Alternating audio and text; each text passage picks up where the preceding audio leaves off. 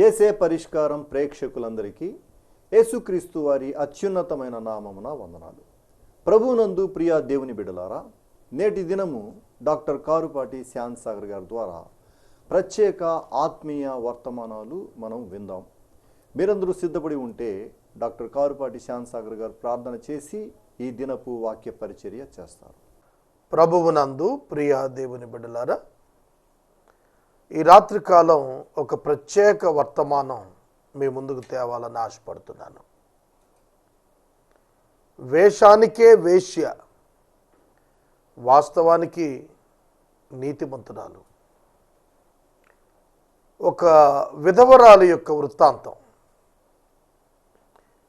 నీతిమంతురాలైన ఒక విధవరాలు యొక్క వృత్తాంతం మీ ముందుకు తీసుకొస్తున్నాను. ప్రార్థన చేసుకుందాం. మమ్మలను మిక్కిలుగా ప్రేమిస్తున్న మా ప్రియ తండ్రి, మీకు వందనాలు, స్తోత్రాలు. ఈ రాత్రి బైబిల్లో నుండి మేము ధ్యానిస్తున్న అంశం అనేకులను ఆలోచింపచేయటానికి సహాయం చేయండి. మా రక్షకుడైన యేసు ప్రభు పేరిట ప్రార్థిస్తున్నాము తండ్రి, ఆమెన్. ప్రభువునందు ప్రియ దేవుని బిడ్డలారా, ఇప్పటికీ 3700 సంవత్సరాల క్రితం జరిగిన ఒక వాస్తవ సంఘటన మీ దృష్టికి తెస్తున్నాను. ఇప్పటికీ 3700 సంవత్సరాల క్రితం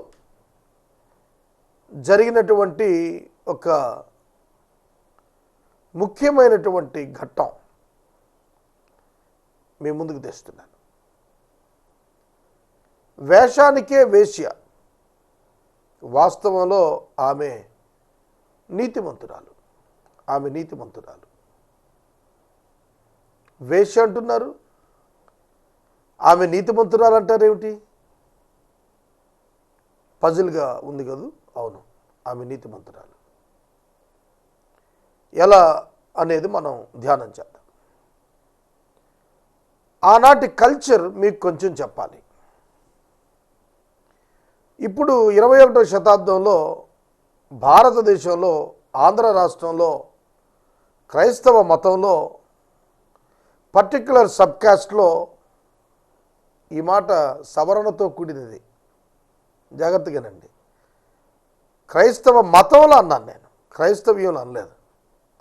క్రైస్తవ మతంలో పర్టిక్యులర్ సబ్ కాస్ట్లో అన్నాను. అంటే నా మనసులో బాధ మీకు అర్థమై ఉంటుంది. వాస్తవంగా క్రైస్తవుడికి సబ్ కాస్ట్ లేదు.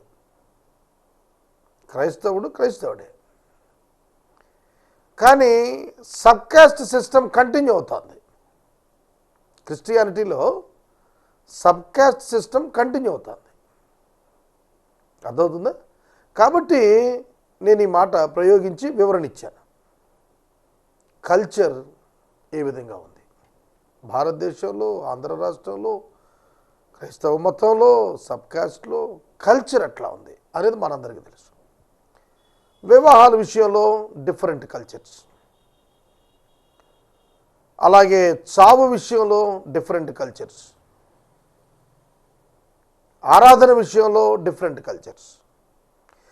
కాబట్టి ఒక కల్చర్ ఇంకొకరికి భిన్నంగా కనిపిస్తుంది. ఇవాళ మనం 21వ శతాబ్దంలో ఉన్నాం. హైందవ దేశంలో, హిందూ దేశంలో మనం ఉన్నాం. ఈ హిందూ దేశంలో సెక్యులర్ కంట్రీలో ఉన్నటువంటి కల్చర్స్ చాలా డిఫరెంట్గా ఉంటాయి, భిన్న సాంప్రదాయాలు. అందుకే మన దేశానికి గొప్ప పేరు. భిన్నత్వంలో ఏకత్వం సాధించింది మన దేశం. హిందువుల వివాహాల్లో వరుసలు ఒక రకంగా ఉంటాయి, మహమ్మదీయ వివాహాల్లో వరుసలు ఒక రకంగా ఉంటాయి. మనకు ఆశ్చర్యం కలుగుతుంది. మహమ్మదీయ సహోదరుల్లో వివాహంలో చిన్నాన్న పెదనాన్న బిడ్డలకు వివాహం అవుతుంది. హైందవ వివాహాల్లో మేనత్త మేనమామ పిల్లలకు వివాహాలు అవుతాయి. అర్థమవుతుంది. క్రిస్టియన్స్ కూడా ఈ పద్ధతే ప్రస్తుతం పాటిస్తున్నారు. ఈ విధంగా మనం చూస్తున్నప్పుడు కల్చరల్ రిలవెన్స్ అనేది ఆ పర్టిక్యులర్ పీరియడ్లో, ఆ అడాప్టెడ్ పీరియడ్లో ఎట్లా ఉంది అనేది అర్థం కావాలి. అప్పుడే బైబిల్ స్టోరీస్ మీకు అర్థమవుతాయి. లేకపోతే అది పెద్ద బూతులాగా అనిపిస్తుంది. అర్థమవుతుందా? చాలా విషయాలు బైబిల్ గ్రంథంలో అర్థం కాకపోవడానికి కారణం ఆనాటి కల్చరల్ రిలవెన్స్, అంతేకాకుండా అప్పటి ఉన్నటువంటి పరిస్థితులను అర్థం చేసుకోవటానికి ధర్మశాస్త్ర ముందు కాలం, ధర్మశాస్త్ర కాలం, తర్వాత కాలం, వీటిలో ఎలా మార్పులు వచ్చాయి అవి తెలియకుండా బైబిల్ చదివితే అంతా కూడా అబద్ధంగా కనిపిస్తుంది. ఇంకో మాట కూడా చెబుతాను. లోతు కుమార్తెలు మనతో పోవుటకు పురుషుడు లేడు గనుక తండ్రితో పోదామని అతన్ని తాగించి అతనితో వెళ్ళారు. బిడ్డలుగా అన్నారు, ఇద్దరుగా అన్నారు. అక్క ఒక రాత్రి, చెల్లి ఒక రాత్రి తండ్రిని తాగించి అతనితో శయనించి, అతనికి తెలియదు తాగి ఉన్నాడు, తెలియదు. అర్థమవుతుందా? తాగి ఉన్నాడు తెలియదు, కానీ ఆడవాళ్ళకి తెలుసు వాళ్ళు చేస్తోంది ఏమిటనేది. అయితే మనతో పోవుటకు పురుషుడు లేడు కనుక మనకు సంతానం కావాలని వాళ్ళు ఆ పర్టికులర్ పీరియడ్లో వెళ్ళి మోయాబు, అమోనీయులు అనే వారికి మూలపితరులైనటువంటి వారిని కన్నారు. అప్పుడు కలిసినది. అర్థమవుతుందా? తర్వాత ఇంకా చాలా స్టోరీస్ ఉన్నాయి. మనం టాపిక్లోకి వెళదాం. చాలా ఉన్నాయి అట్లాంటివి చెప్పాలంటే. అంటే మనం ఏమిటంటే ఆనాటి కండిషన్స్ మనం అర్థం చేసుకుంటే ఏం జరిగింది మొదట చెబుతాను. తర్వాత ఆ వేషానికి వేశ్య కానీ ఆమె నీతిమంతురాలు ఎట్లాగో చూద్దాం. యేసుక్రీస్తు ప్రభువు వారికి పూర్వం 2000 సంవత్సరాలప్పుడు అబ్రహాము జీవించాడు.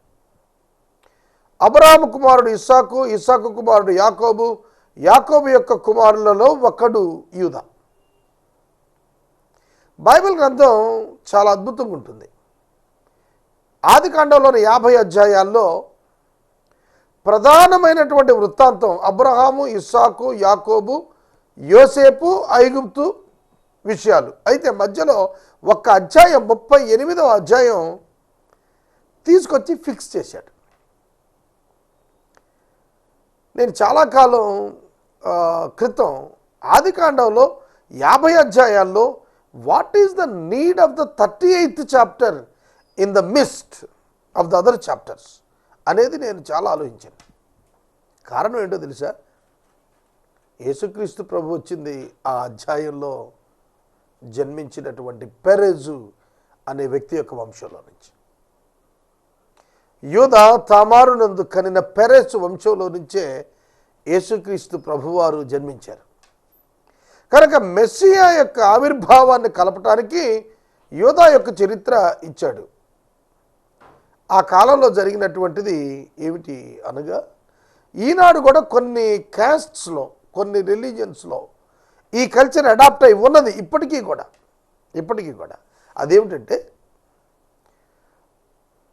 ఒక తండ్రి తన పెద్ద కుమారుడికి పెళ్లి చేశాడు. ఒక తండ్రికి 3 కుమారులు, ఒక తండ్రికి 3 కుమారులు. పెద్ద కుమారుడికి పెళ్లి చేశాడు. పెద్ద కుమారుడు ఏదో జబ్బు చేసి చనిపోయాడు. అతని భార్య యవనస్తురాలు. ఆమెకి 2వ కుమారుని ఇచ్చి పెళ్లి చేయాలి. అది అతని బాధ్యత. వింటున్నారా? అతడే 2వ కుమారుణ్ణి ఆమెకిచ్చి పెళ్లి చేయాలి. అది ఆనాటి కల్చర్. వారికి పుట్టిన 2వ కుమారుడికి మొదటి కుమారుని భార్యగా, కుమారుడు చనిపోయిన తర్వాత ఆమెను ఇవ్వగా పుట్టిన మొదటి సంతానం పెద్ద కుమారునికి సంతానం లేకపోతే ఆ పెద్దవాని సంతానంగా ట్రీట్ చేయబడతాడు. అర్థమవుతుందా? మొదటి కుమారుని యొక్క మరణం కారణంగా అతని భార్యను తీసుకుని 2వ కుమారునికి ఇచ్చినందున వారిద్దరికీ పుట్టిన ప్రథమ సంతానం ఉంది చూశారు, అది మొదటి కుమారుని సంతానంగానే ట్రీట్ చేయబడతారు. అంటే ఆ వంశం నిలబడటానికి ఆ విధమైన ఫెసిలిటీ ఆ రోజుల్లో పెద్దలు ఆ విధంగా కలిగించుకున్నారు. అలా జరిగింది. యవనస్తులు అంటే ఎవరైనా విధవరాలు అయితే, భర్తను పోగొట్టుకుంటే భర్త యొక్క సమీప బంధువులు ఎవరైనా కూడాను ఆ విధవరాలి యొక్క వైవిధ్యాన్ని తొలగించడానికి ఆమెను వివాహం తిరిగి చేసుకోవచ్చు. అది కూడా బైబిల్ గ్రంథంలో రూతు గ్రంథం దగ్గరికి వచ్చేటప్పటికి బెత్లెహేములో ఆనవాయితీగా ఉన్నట్టుగా మనకు కనిపిస్తుంది. రూతును బోయేజు ఆ విధంగానే విడిపించి పెళ్లి చేసుకున్నాడు. కిన్స్మెన్ రెడెంప్షన్షిప్ అంటారు. సమీప బంధువు విడిపించుకునుట. కాబట్టి ఆ దేశంలో ఆ కాలంలో ఆ పర్టికులర్ పీరియడ్లో అటువంటి కల్చర్ నడుస్తున్న దినాల్లో జరిగిన సంఘటన ఇది. చాలామంది ఆ రోజు ఇన్సిడెంట్ను ఇవాళ కల్చర్లో వేరొక దేశంలో వేరొక స్థలంలో పరిశీలించి అదేంటండి అట్లాంటి కండిషన్స్ ఉన్నాయి బైబిల్లో అని అంటారు. అలా కూడా జరిగిందంటండి ఆ కాలంలో. బైబిల్ అంత తప్పండి, అబ్బాయి బైబిల్ బాగాలేదండి అనేవాళ్ళు చాలామంది ఉన్నారు. దీనిలో చాలా అర్థం ఉంది. ఈ కథలో ఒక ఉత్కృష్టమైనటువంటి సందేశం దాగుంది. యూదా యాకోబు యొక్క కుమారుడు. అతడు కనానీయుల కుమార్తెను వివాహం చేసుకున్నాడు. యూదా సహోదరులు హీరాను అదుల్లామయ దగ్గర ఉన్నట్టు వెళ్ళారు. అక్కడ షూయాను ఒక కనానీయ కుమార్తెను యూదా చూచి వివాహం చేసుకున్నాడు. 3 కొడుకులను కన్నాడు. మొదటి వాడు ఏరు, రెండవ వాడి పేరు ఓనాను, మూడవ వాడి పేరు షేలా. ఈ ముగ్గురిని కని అతడు కరీబు అనే ఊరిలో ఉన్నాడు.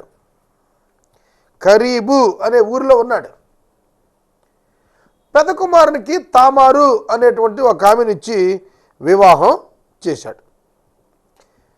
జ్యేష్ఠుడైన తామారు యెహోవా దృష్టికి చెడ్డవాడు కాబట్టి అతన్ని దేవుడు చంపాడు. ఈ విచిత్రమైన విషయం చూడండి. దేవుడు చంపాడని రాశాడు ఇక్కడ. దేవుడు చంపటం ఏమిటి? God allowed death for him. అతని ప్రాణమును దేవుడు తీసివేయునప్పుడు అతడేమనును అన్నాడు యోబు గ్రంథంలో. అంటే ప్రాణం తీయటం అనేది with the permission of God. దేవుని అనుమతి లేకుండా ఎవరి ప్రాణం పోదు. ఈ ఫండమెంటల్ బేసిక్ మీరు అర్థం చేసుకోవాలి. ఎవడి ప్రాణం తీయలేడు దేవుడు అనుమతి ఉంటే తప్ప. అర్థమవుతుందా? ఇది వేరే ప్రసంగం, దానిలోకి మనం వెళ్ళద్దు. ఇక్కడ ఏరు యొక్క చెడుతన నడతను బట్టి దేవుడు అతన్ని తీసేశాడు.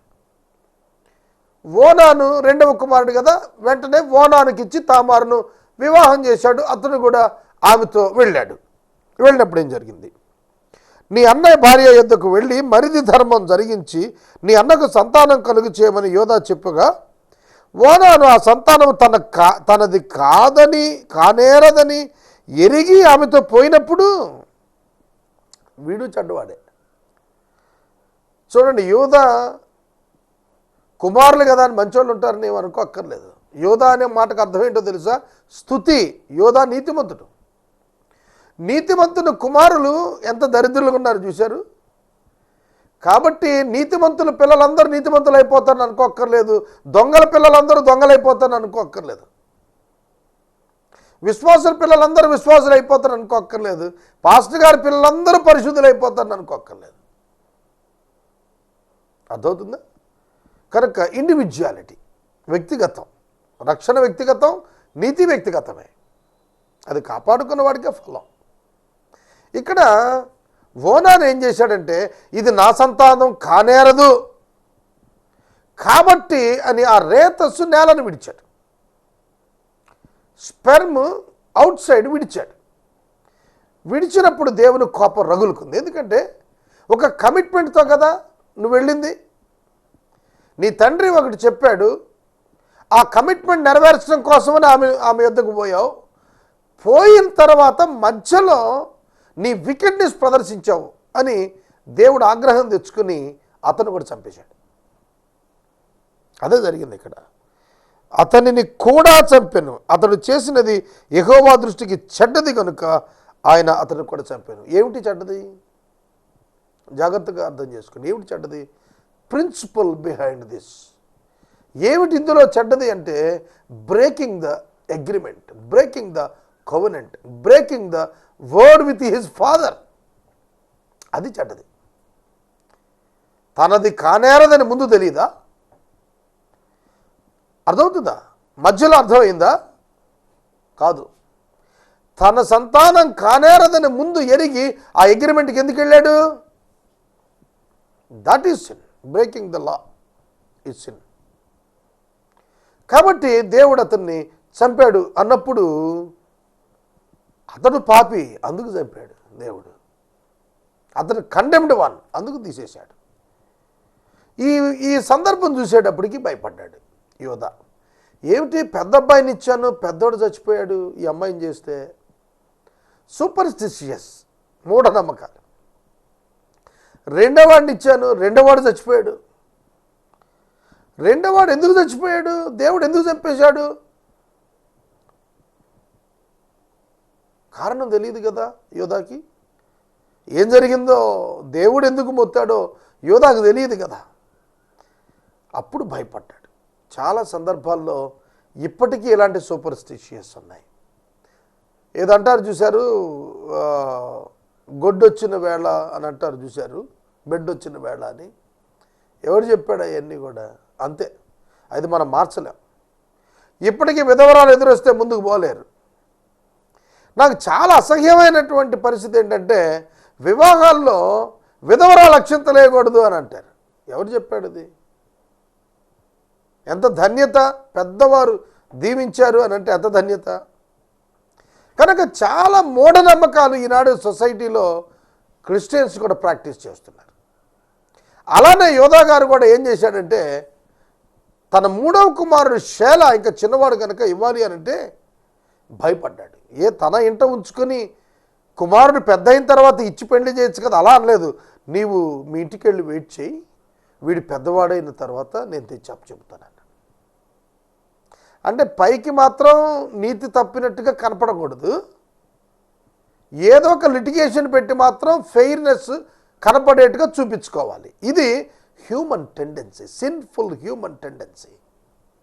ఇవాళ పెద్ద పెద్ద పాస్టర్స్ ఇట్లాంటి సిన్ఫుల్ హ్యూమన్ టెండెన్సీ ఎగ్జిబిట్ చేస్తున్నారు. I hate that. ప్రియమైన దేవుని బిడ్డలారా, ఏం చెబుతున్నాడు తామారుతో, యోధా నీవు నీ తండ్రి ఇంటికి పో, నీ తల్లి ఇంటికి వెళ్ళు, వీడు చిన్నవాడు కదా నీకు ఇవ్వలేను, ఇప్పుడు పెద్దవాడైనాక నేను కబురు చేస్తాను వెళ్ళు అన్నాడు. చాలా పెద్దవాడయ్యాడు. ఆమె ఆ విధంగానే వైవిధ్యపు వస్త్రాలు వేసుకొని అలాగే ఉంది. వాస్తవానికి యోధా తన మాట చొప్పున తన మూడవ కుమారుడు షేలాను ఇవ్వాలి, తామారుకి ఇచ్చి పెళ్లి చేయాలి. కానీ అలా చెయ్యలేదు. షేలా పెద్దవాడైనప్పుడు తాను అతనికి ఇయ్యబడకుండుట చూచింది. అప్పుడు యూదాకి ఒక లెసన్ చెప్పాలి. ఎట్లా, how to convey the message and the lesson అనేది ప్లాన్ చేసింది ఆవిడ. యూదా తన స్నేహితుడైనటువంటి అదుల్లామీయుడైన హీరా అనేటువంటి వ్యక్తి తిమ్నాత్ అనే ఊరిలో గొర్రెబొచ్చు కత్తిరిస్తున్నాడు, వారి దగ్గరికి ఎడుతున్నాడు, మార్గంలో ఉన్నాడు అని చెప్పి కబురు తెలిసి ఆవిడ ఏం చేసిందంటే తన వైవిధ్యపు వస్త్రాలు తీసేసింది. చూడండి, ఇప్పటికీ కొన్ని కమ్యూనిటీస్లో వైవిధ్యపు వస్త్రాలు ఉన్నాయి. విధవరాలు తెల్ల చీరే కట్టాలి, విధవరాలు బోడుగుండే చేయించాలి, విధవరాలు కలర్ శారీలు కట్టుద్దా అన్నాడు ఒక ఆయన నాతో. నేను నవ్వుకున్నాను. ఏమి మూఢనమ్మకం ఇది, నీకెందుకు? సరే, వాక్యంలో చూసినప్పుడు వైవిధ్య వస్త్రాలు తీసివేసి ముసుగు వేసుకొని శరీరం అంతా కప్పుకొని బురకాలాగా వేసుకొని వీధి మొదలో నిలబడింది. వీధి మొదలో నిలబడింది. సామెతల గ్రంథం 5వ అధ్యాయంలో వీధి మొగదల నిలబడేది ఎవరంటే వేశ్య. కాబట్టి ఒక ప్రాస్టిట్యూట్ అనుకున్నాడు. యోధా అక్కడికి వచ్చాడు. అప్పటికి అతని భార్య చనిపోయి ఉంది. అతని భార్య చనిపోయింది కాబట్టి అతడు స్త్రీ సాంగత్యం కోరాడు. కుటుంబం ఉంటే ఎట్లా ఉండేవాడు తెలియదు, కానీ స్త్రీ సాంగత్యం కోరాడు. ఆమెను చూచినప్పుడు అతడు ఒక ప్రపోజల్ తీసుకొచ్చాడు. మార్గంలో ఎనాయిము ద్వారాన కూర్చుంది. యూదా ఆమెను చూచి తన ముఖం కప్పుకున్నందున వేశ్య అనుకొని, చూస్తున్నారా, వేశ్య అనుకొని ఆమె దగ్గరకు పోయి కోడలని తెలియక నీతో పోతాను రమ్ము అని అనెను. అందుకు ఆవిడికి తెలుసు సాధారణంగా ఇది సన్నివేశం జరుగుతూనే ఉండే సన్నివేశం కాబట్టి ఆవిడ నేను నీతో పోతే నువ్వు నాకేమిస్తావు అని అడిగింది. అప్పుడు అన్నాడు, నేను మందలో నుండి మేకపిల్లను పంపిస్తాను, అది పంపే వరకు ఏమైనా కుదువ పెడతావా అని అడిగింది. ఓకే, నువ్వు వెళతావు, రాకపోతే ఏమిటి, నేను నీతో వస్తాను పోతాను, కానీ నీవు మేకపిల్ల పంపకపోతే ఏమిటి, అందుకనే మేకపిల్ల పంపే వరకు నా దగ్గర ఏమైనా కుదువ పెట్టు అని అడిగింది అమ్మాయి. అడిగితే అతను ఏం చేశాడు, ముద్రయు దాని దారము చేతికర్ర ఇవ్వు అని అడిగింది. ఆమెకి ఇచ్చాడు. ఆమెతో వెళ్ళాడు. ఆమెతో వెళ్ళినప్పుడు ఆమె గర్భవతి అయింది. ఆ ఒక్క దినానికే ఆమె గర్భవతి అయింది. ఆమెతో వెళ్ళి మేకపిల్ల పంపిస్తా అన్నాడు. మేకపిల్ల పంపించాడు. కానీ ఆ ద్వారం దగ్గర ఆవిడ లేదు. ముద్ర, ఉంగరం, దారం ఈ 3 తీసుకుని వెళ్ళిపోయింది కదా. ఎవరో నన్ను అల్లరి చేశారులే అని అనుకున్నాడు. ఇక్కడ ఎంక్వైరీ చేశాడు. ఎనాయిము దగ్గర ఉన్న వేశ్య ఎక్కడుంది అని ఎంక్వైరీ చేశాడు. వేశ్య ఎక్కడుందంటే వేశ్య ఎవరు ఇక్కడ లేరని చెప్పి జవాబిచ్చారు. వేశ్య ఇక్కడికి ఎవరు బయట నుంచి రాలేదు అని చెప్పి అన్నారు. మనలను అపహాస్యం చేస్తారేమో ఆ ప్రాంతం వారని వాటిని ఉంచుకొని నిమ్ము, ఇదిగో ఈ మేకపిల్ల పంపితిని, ఆమె నీకు కనబడలేదు అని అనెను. రమారమి 3 నెలలు అయింది. చూడండి ఎంత స్పెసిఫిక్ అండి. 3700 సంవత్సరాల క్రితం కూడా నవమాసాలే మోసింది. 3 నెలలు అయినప్పుడు గర్భం బయటపడుతుంది. 1 నెలకే తెలుస్తుంది. ఇప్పుడంటే అల్ట్రాసౌండ్ స్కానింగ్లు వచ్చాయి కాబట్టి బాగా తెలుస్తున్నాయి. ఆ రోజుల్లో ఏంటంటే 3rd మంత్ వచ్చిన తర్వాత ఆ ఫీటల్ హార్స్ యొక్క మూమెంట్స్ని బట్టి గర్భవతి అనేది కన్ఫర్మ్ చేసుకునేవాళ్ళు. తెలియని దినాలు కాబట్టి 3 నెలలు అయిపోయిన తర్వాత అతనికి ఒక కబురు వచ్చింది. నీ కోడలు తామారు జారత్వం చేసింది, ఆ జారత్వం వల్ల ఆమె గర్భవతి అయిపోయింది అనే కబురు వచ్చింది. రౌద్రుడైపోయాడు. పెద్ద కుమారుని ఇచ్చాను, చనిపోయాడు. 2వ వాడిని ఇచ్చాను, వాడు చనిపోయాడు. 3వ వాడిని ఇస్తానన్నాను. అయినా వెయిట్ చేయకుండా ఆమె జారత్వం చేయటం ఏంటి, విమర్శించడం ఏమిటి? రౌద్రుడే, ఆమెను తీసుకురండి, ఆమెను శిక్షిద్దాం. ఆమె గర్భవతి అయితిని, ఆమె తీసుకురండి శిక్షిద్దామని చెప్పి ఆమెను తీసుకురమ్మన్నాడు. అప్పుడు ఆవిడ ఈ వస్తువులు పంపించి ఈ మనుషుని వలన నేను గర్భవతినయ్యాను అని సమాచారం పంపింది. ఈ మనుషుని వల్ల నేను సమాచారం పంపించాను, నేను గర్భవతినయ్యాను అనే సమాచారం పంపించింది. ఆ ఉంగరము, ముద్ర, దారము చూచి అప్పుడు అనుకున్నాడు, ఈమెకు నేను ఇయ్యవలసిన నా 3వ కుమారుణ్ణి నేను ఇయ్యకపోయినందున నేను నీతిని తప్పాను.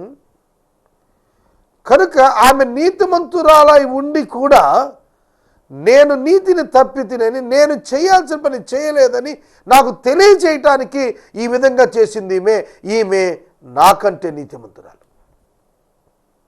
అర్థమవుతుందా? అక్కడ ఈ కల్చరల్ రిలవెన్స్లో ఇట్లా వెళ్ళింది ఏంటి, అలా వెళ్ళింది ఏంటి, ఇలా జరిగింది ఏంటి కాదు. అక్కడ ఆమె తన యొక్క భావనను తెలియచేయటానికి ఈ విధంగా తెలియచేసిందని యోధా ఎరిగినప్పుడు డిక్లేర్ చేశాడు, ఈమె నాకంటే నీతిమంతురాలు, ఈమెను చంపాల్సిన పని లేదు. జారత్వం కాదు ఆమె చేసింది, వ్యభిచారం జారత్వం కాదు, మోసపూరితం కాదు, నేను ఇయ్యకపోయినందుననే ఈవిడ ఇలా చేసింది కాబట్టి అని చెప్పి ఆమెను చేరదీసి ఆమె ప్రసవం అయినప్పుడు 2 కుమారులు పుట్టారు. ఒకేసారి 2 కుమారులు, పెరెసు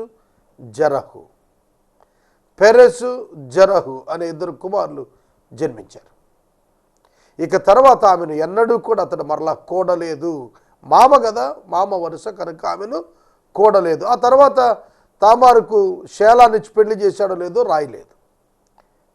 కనుక అప్పటి కల్చరల్ రిలవెన్స్ని ఇప్పటి కల్చర్తో క్వశ్చన్ చేసి క్రాస్ చెక్ చేస్తే రిజల్ట్ తెలియదు, కరెక్ట్గా రాదు.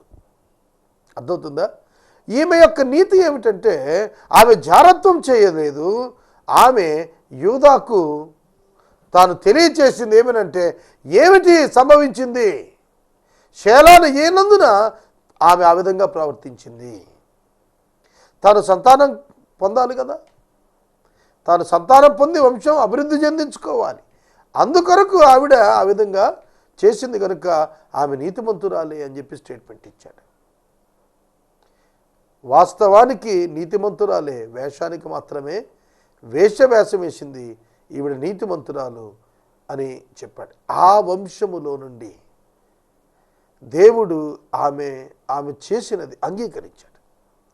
అందువలన అదే వంశములో పెరజేక వంశంలో నుండి సల్మాన్ వచ్చాడు, సల్మాన్ నుండి బోయేజు వచ్చాడు, బోయేజు నుండి యెషై వచ్చాడు, యెషై నుండి దావీదు వచ్చాడు, దావీదు యొక్క కుమారుడిగా యేసుక్రీస్తు ప్రభు పిలువబడ్డాడు. కనుక ప్రియమైన సహోదరుడు సహోదరి, అక్కడ వర్డ్ అండ్ ఇట్స్ కమిట్మెంట్, మాట దాని నెరవేర్పు కొరకైన చిత్తము అనేది అంగీకారంగా తెలియజేయబడింది. ఈ రాత్రి నేను వాక్యాన్ని ముగిస్తున్నాను. తామారు నీతిమంతురాలని ఇక్కడ వ్రాయబట్టమే కాదు, మత్తయి సువార్తలో తామారు పేరు యేసుక్రీస్తు వంశంలో ఉద్ఘాటించబడింది. కనుక ఆమె విశ్వాసమును బట్టి నీతిమంతురాలైంది. ఆమె యొక్క విశ్వాసము ఆమె చర్యలలో కనపరిచినందున, ఆమె జారత్వం వేరొక వ్యక్తితో వెళ్ళి చేసింది కాదు, మామకు బుద్ధి చెప్పి ఆ విధంగా ఆమె చేసింది. ఈ రాత్రి వాక్యాన్ని నేను ముగిస్తున్నాను. మరొక వాక్య ధ్యానం రేపటి ధ్యానంలో మనం చూద్దాం. Blast without bomb. రేపటి వాక్య ధ్యానం blast without bomb, big blast without a small bomb. ఏ విధమైనటువంటి బాంబు లేకుండా అతి పెద్ద విస్ఫోటనం, అది రేపటి వాక్య ధ్యానంలో మనం ధ్యానం చేయబోతున్నాం. మనము ఇంతవరకు డాక్టర్ కారుపాటి శ్యామ్ సాగర్ గారి ద్వారా ప్రత్యేక ఆత్మీయ వర్తమానాలు విన్నాము. ఈ కార్యక్రమం ద్వారా మీరు పొందుకొనుచున్న ఆత్మీయ మేలులు ఒక ఉత్తరం ద్వారా మాకు తెలియచేయండి. మీ ప్రార్థనా మనవులు మాకు తెలియచేస్తే ఏసే పరిష్కారం కార్యాలయంలో ఏర్పాటు చేసిన ప్రత్యేక ప్రార్థనా శిబిరంలో మీ కొరకు ప్రార్థిస్తాం. ముగింపు ప్రార్థన ఆశీర్వాదాలతో ఈ కార్యక్రమాన్ని ముగించుకుందాం. ప్రార్థన. మమ్మల్ని మిక్కిలిగా ప్రేమిస్తున్న మా తండ్రి, వందనాలు. వాక్య విన్నబిడ్డలను దీవించండి. యేసుక్రీస్తును రక్షకునిగా స్వీకరించుటకు కృప చేయండి. యేసు నామములో అడుగుచున్నాం తండ్రి, ఆమేన్. తండ్రి అయిన దేవుని ప్రేమ, కుమారుడైన యేసయ్య కృప, పరిశుద్ధాత్మని యొక్క అన్యోన్య సహవాసం సదాకాలం మనందరికీ తోడైండును గాక. ఆమేన్.